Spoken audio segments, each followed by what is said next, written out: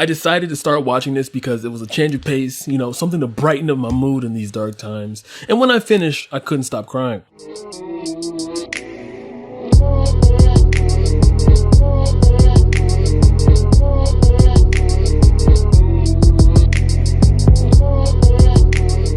What's up guys, Food Nerd Lover 47 here, welcome to Watching for the Plot. What I essentially do is stroll through the catacombs of the darkest parts of the internet to find animated rock videos and criticize them on the internet because no one else will hear me talk about it in the real world.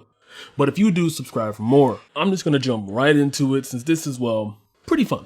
Episode 1. This hentai is giving me heavy Saki K vibes here. Not because of the characters, but it's because it's pretty comical and I wasn't expecting this at all. So in comparison to literally any and everything I have reviewed so far, this hentai is extremely lighthearted and honestly kind of funny. So we have our main character here who is a top tier perv. However, this doesn't stop women from swooning all over him. So this first episode, which is about 49 minutes long, is essentially about our main character here, Kosuke Atami. No, not that one. たく、もう少し頻度の高い写真撮れねえもんかね。なんとでも言え。So this is how our first episode goes, huh? Him and his friend were wandering around being bottom tier scum by taking panty shots of women as they go around the school. And the hustler that his friend is, he would sell said pics to any tier 3 Pokemon subs. And while they were wandering around the school, they came across this abandoned section just like 5 cards that has yet to be taken down for some reason. And they meet this girl. Oh. あれ？あんな美少女、うちの学校にいたっけ？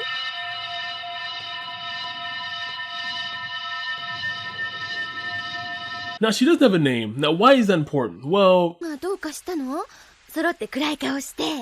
昨日廊下で熱海と一緒にすれ違った子なんだけど、調べてみたけど、この子、うちの学校にいないんだ。 That's right, she isn't even registered at all to the school. I mean, how much information could a student really get about another student's registration without their name or anything else to go by? Of course, taking advantage of the moment, Shiniyama tells the story of a girl who was violated on campus and committed suicide.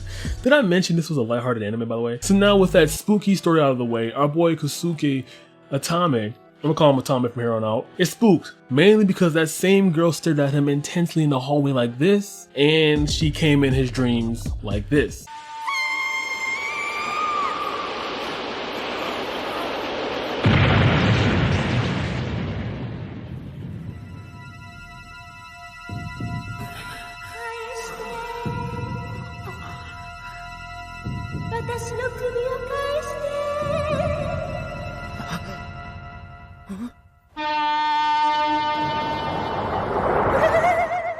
After finding out such daunting information, his love interest is genuinely concerned for him and decides to take him to a psychic.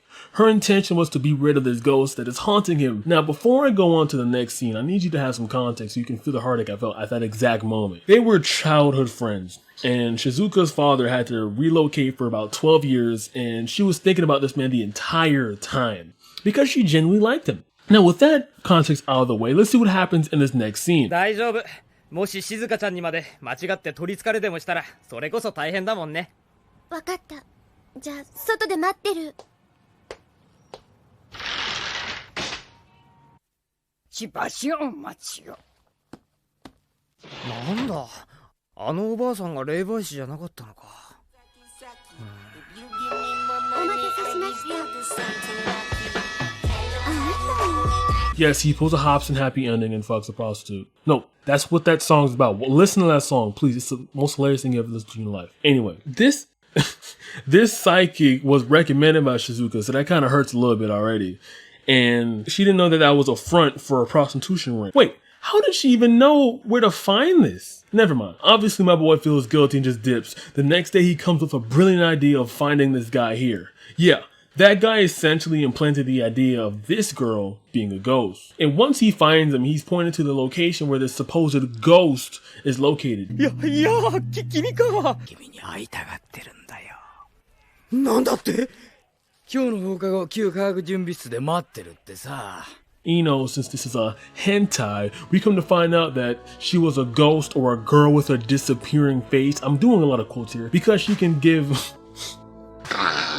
because she can give them really fast. I don't know, man. That build-up wasn't really worth it. However, every other joke landed in this episode so far, so it's bonito. Now, moving on to episode 2. So, I used to be an avid Grey's Anatomy watcher, and with the way this pandemic is ruining my social life, what little that I had, I might be one in the near future. The reason I mention that is because the second episode feels like it's an animated version of said show. What do I mean by that? Well, let's get into it. So it seems like every episode is going to start with Tommy having sex as an intro, but it's a fantasy. I guess that's supposed to draw in all of the scum so they stay for the long haul. After that, we come to find a girl who's committing suicide, or at least is trying to. And her name is Mikai Ochai. Kosuki is trying to convince her to come back, and then all of a sudden he has a brilliant idea. なんだっていいでしょう。こんな世の中嫌になっちゃったんだから。おい山田。君どうしても死ぬんだよな。もったいねえな。君みたいな可愛い子が地面に叩きつけられて脳みそ飛び散らかして死ぬなんて。なあ君、女に恵まれないこの俺に一発やらせてくれないか。はめさせて。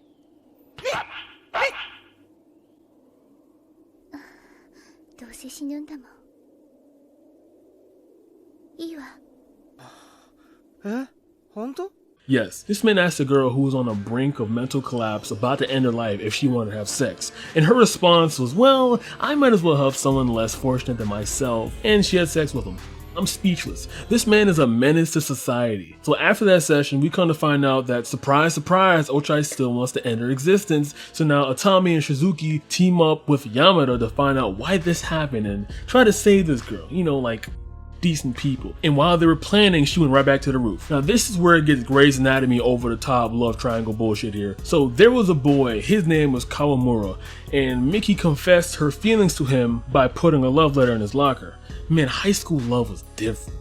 Try doing that shit now as an adult. That's a restraining order at least. Anyway, the next day Mickey pulls up to his locker and sees the letter in his trash. So instead of investigating, because confrontations at high school is literally impossible, her only response, her only answer is to take an Olympic dive off of a 6-story building. So with all that information out of the way, Shizuki decides to try to relate by spilling her guts about her own love life. Again, Shizuki, I feel for you, champ. I really do. Oh my god. Shizuki saves her and then brings her back because saving her meant knocking her unconscious, because when she had to grab her foot when she was already off the edge, the momentum swung and knocked her cranium in one of the bars in the building. So she's knocked out cold. 彼女のところへ急ごう。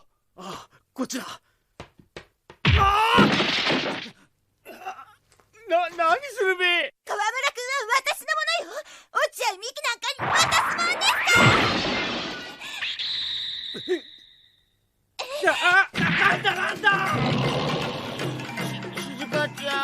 That insane chick who doesn't have a name at all threw Mickey's love letter away. And of course, because we have to have a happy ending, Kawamura also had a love letter for her that she didn't read, because again, confrontation as a high schooler is literally impossible. After knocking Atami unconscious, she decides to distract him by having sex with him so he couldn't get to Kawamura. And explaining this is making me lose any grasp of reality I had bit by bit. So after that, this ginger decided to blackmail Shizuki by telling her that Atami forced her to have sex with him. But this was Shizuka's reaction. 私強姦されちゃったのよね。何よ、コウスケちゃんを騙して計画的にやったんでしょ。学校に強姦されたというわ。そうすれば退学ね。女だな。そんなことしてみろ。お前を絶対許さないからな。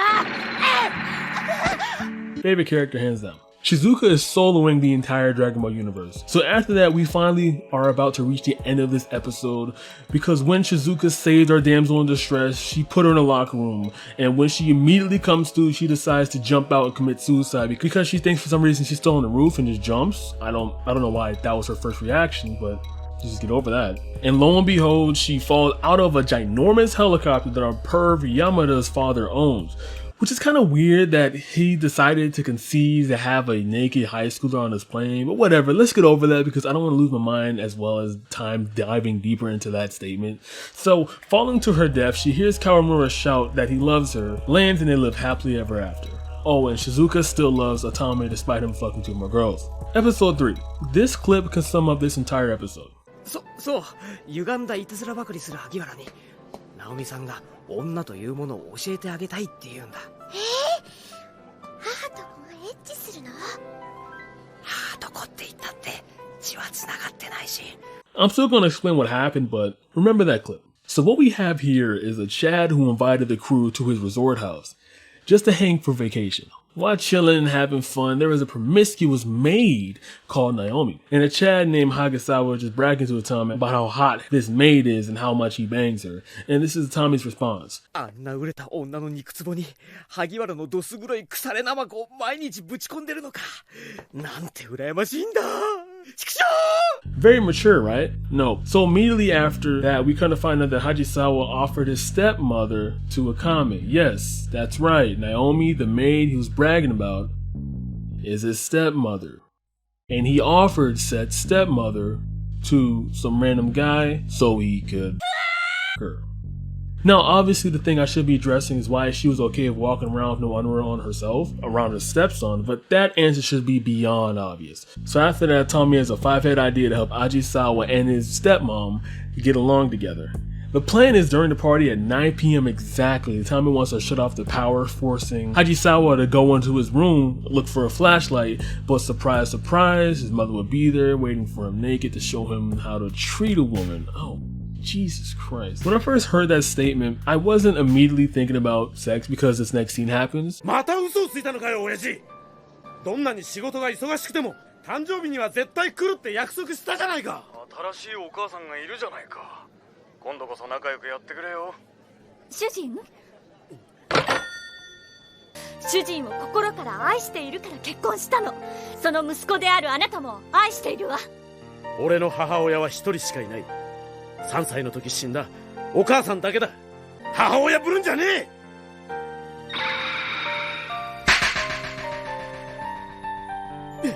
Yeah, so when the power goes out, Atame completely forgets where the rooms are and goes into Hajisawa's room instead and has sex with his stepmom yet again. But Naomi thinks she's having sex with her stepson. So while all that is happening, where's Shizuka, you ask? Well, Atame's second part of this plan was to have sex with her in the guest room. However, since Shizuka also got lost, she went into another guest room. So Atame and her were never to meet. Instead, she met with Hajisawa. And Hajisawa just let out all his feelings like, oh yeah, I do like my mom, you know, I just give her a hard time because I do really like her and blah, blah, blah. And after all that, they started to get along together and I assume they are still fucking to this day. I have no idea where this hentai is going at all, but I'm ready for episode 4, I guess. Episode 4. This one hurt a little bit.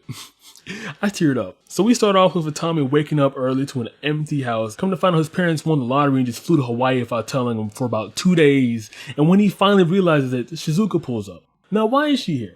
Well, 静香ちゃんの話では父親が急な仕事の事情でロンドンへ行くことになり母親もなぜか一緒について行ったということだった。 Yes, that's correct. Her parents happened to be taking a business trip to London at the same time that his parents won the lottery. So obviously the only option is to have these two high schoolers full of hormones to stay in the same house for an entire week.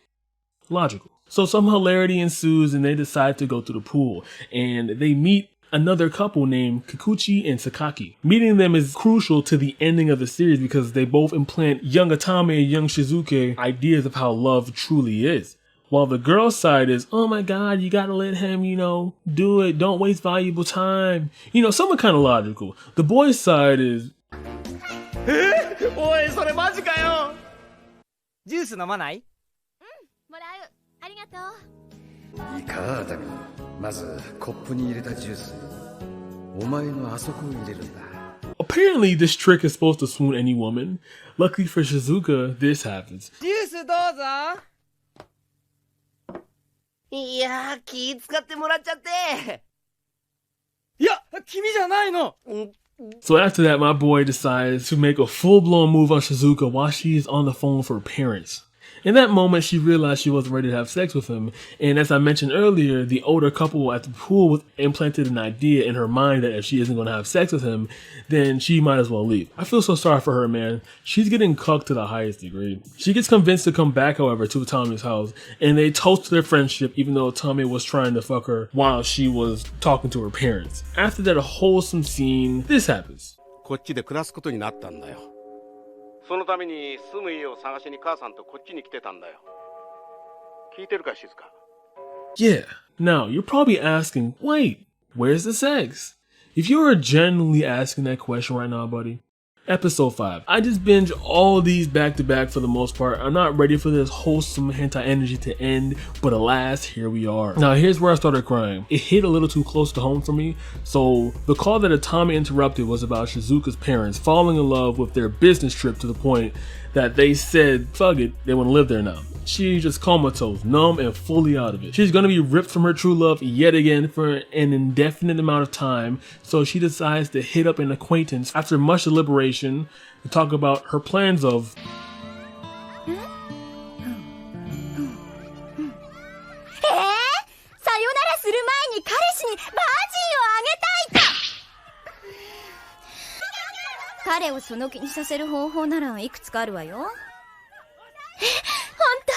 Well, yes, since she loves Atami, she spends a clean 3 days trying to make him f her. But my man has been rejected so many times that when she genuinely asks, hey, you want to take a bath with me? Or hey, help me shower, his reaction is like, whoa, whoa, whoa, what's going on, bro?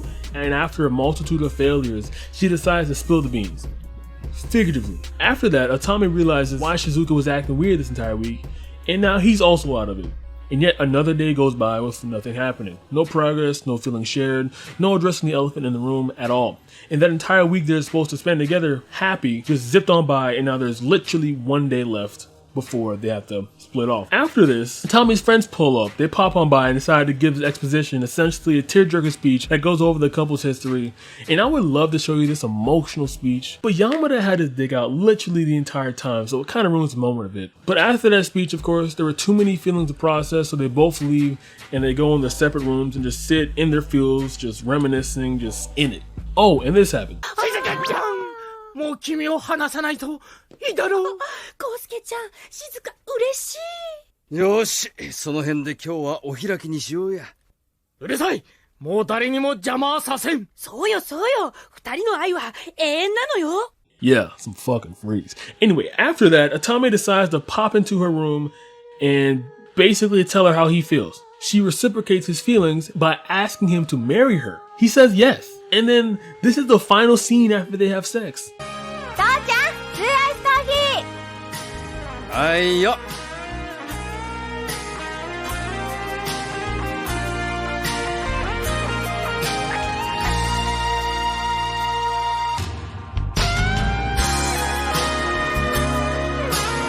Bruh, that was the most wholesome piece of shit I have ever laid my eyes on. That touching moment they had was so adorable. I had to cry, man. I had to. Alright guys, thanks for watching. I don't have an outro, but if I did, it wouldn't matter because no one else is in front of this video. Good night.